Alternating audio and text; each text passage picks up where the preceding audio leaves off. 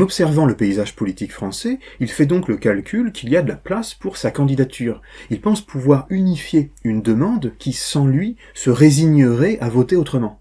Marine Le Pen ne battra jamais Emmanuel Macron et n'attirera jamais les électeurs retraités, bourgeois, CSP+, pour toutes les raisons que j'ai dites.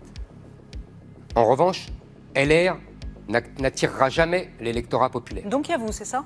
Voici son analyse. D'abord, il constate que Marine Le Pen est affaiblie dans son propre camp.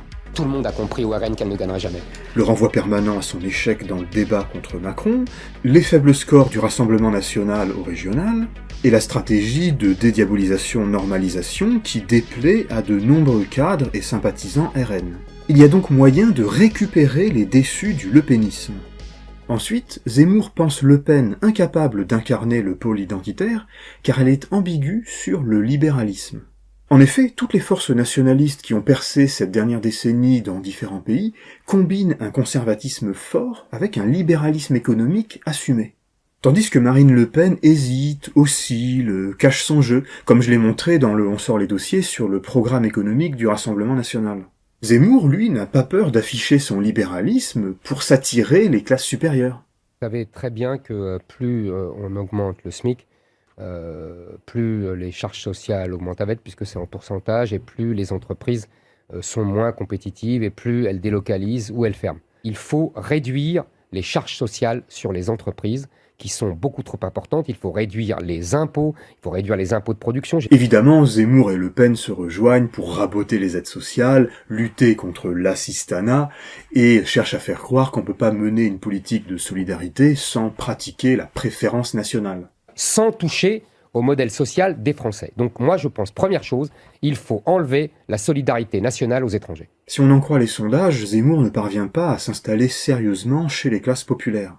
Par son libéralisme, il parvient à capter les franges supérieures du lepénisme pour les arrimer à la droite classique. Du coup, le RN surjoue la défense des classes populaires. Zemmour comprend qu'il peut être le point de convergence entre l'extrême droite et une droite extrémisée. Je rêve de cette alliance depuis 20 ans. Et je souffre de la division en deux de cette droite qui devrait se rassembler. C'est d'ailleurs ce qu'appellent de leur vœu des personnalités proches du RN, comme Robert Ménard ou Marion Maréchal. Ce serait une sorte d'union des droites dans un grand pôle conservateur identitaire, de la même façon que Macron avait su rassembler un bloc bourgeois en 2017. Une synthèse bien plus ancienne de tous les grands partis conservateurs qui doivent avoir une base populaire et une droite bourgeoise. C'est ce qui a permis à gagner à Boris Johnson. C'est ce qui a permis de gagner à Donald Trump. Et comme un Trump ou un Boris Johnson, Zemmour veut s'appuyer sur le réservoir électoral du parti traditionnel de droite qu'il va mettre en tension. La recette de la candidature Zemmour, c'est donc du Fillon, c'est-à-dire de l'élitisme libéral-conservateur, un peu de populisme de façade, Arrêtez d'emmerder les Français. et aussi un « la France, tu t'y assimiles ou on te réémigre ». Son but est donc de repérer et de saisir ce qui lui permettrait d'installer en France, en face du pôle macronien, un pôle nationaliste et libéral, à l'image de ce qu'on trouve chez un Trump, un Salvini ou un Bolsonaro.